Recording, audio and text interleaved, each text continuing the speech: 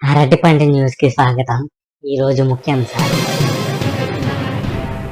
త్వరలోనే జెండా పీకేస్తాం అని అంటున్న వైసీపీ సభ్యులు.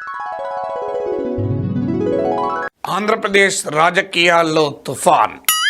వైఎస్ఆర్ కాంగ్రెస్ పార్టీలో భారీ సుడిగుండం. ఇది ఏ క్షణమైనా తీరం దాటవచ్చు. వైఎస్ఆర్ కాంగ్రెస్ పార్టీలో ఈ తుఫాన్ తాకిడికి వటవృక్షాలే పడిపోవచ్చు.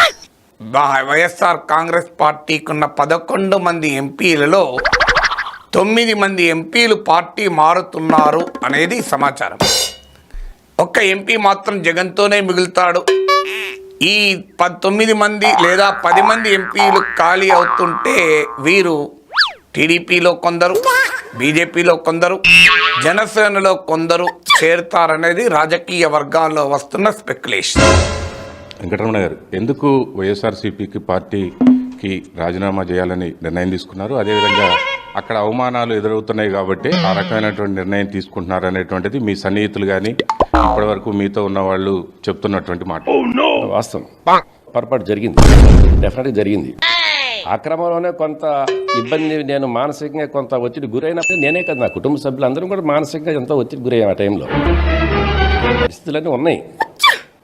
అలాంటి పరిస్థితుల్లో ఈ మధ్యకాలంలో ఎదురైనటువంటి కొన్ని పరిణామాల దృష్ట్యా ఇవాళ ఈ నిర్ణయం తీసుకోవడం జరుగుతుంది.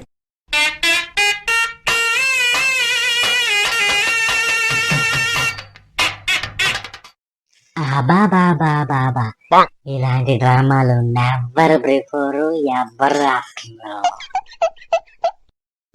వైసీపీ ఎమ్మెల్సీ దువ్వాడ శ్రీనివాస్, దివ్యల మాధురి వీళ్ళిద్దరూ కలిసి ఆడిన ఒక పెద్ద డ్రామా బట్టబయలైంది. వాళ్ళిద్దరి ఫోన్ కాల్ సంభాషణ లీక్ అయింది. ఆ సంభాషణ విన్నవాళ్ళు అవాక్కైపోయారు ఒక్కసారిగా. సరే, ఆ వీడియో ఏంటో మీరే వినండి, మీకే క్లారిటీ వస్తుంది. అంబులెన్స్ లో ఉన్నావా? చెప్పు.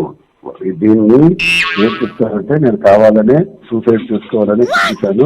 ఆమె దువ్వాడు బాణి చేస్తున్నటువంటి అరాచకం 4 రోజులుగా చేస్తున్నటువంటి నేను చనిపోవాలని నేను గుర్తిస్తాను చెప్పాను. ఒకటే మాట, అదొకటే మాట చెప్పేసి నువ్వు ఎలా ఉండిపో. డాక్టర్ ఇవన్నీ నేను చూస్తాను, రోగాలు అందరూ వస్తాను, పర్వాలేదు. మనస్తాపానికి చెంది నేను హైవేలో వెళ్ళి గుడ్డి చచ్చిపోదాం అనుకున్నాను, నన్ను ఎవరు కాపాడు.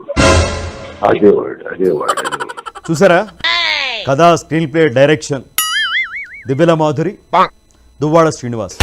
ఆయన జస్ట్ అలా ప్లాన్ అలా చెప్పేశారో లేదో వెంటనే అర్థం చేసుకున్నారు దివ్యల మాధురి గారు. ఇలాంటి డ్రామాలు నెవర్ బిఫోర్ నెవర్ ఆఫ్టర్. ఒక సీఎం గా చంద్రబాబు నాయుడు గారు చేస్తున్న పనులు, టీడీపీ ఎంపీలు పడుతున్న కష్టాలు, లీడర్గా పవన్ కళ్యాణ్ గారు చేసిన త్యాగం నేను ఎప్పుడూ చూడలేదు. మీరు మా ఆంధ్రాలో ఉండటం మేము పూర్వజన్మలో చేసుకున్న అదృష్టం.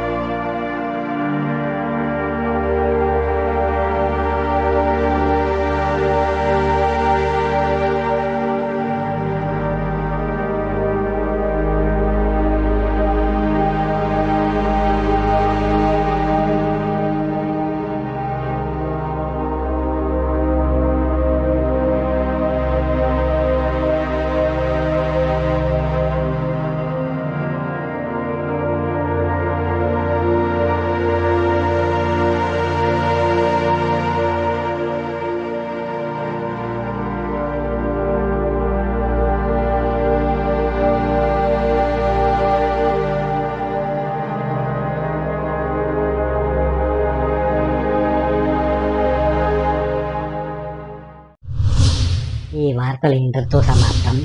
నమస్కారం.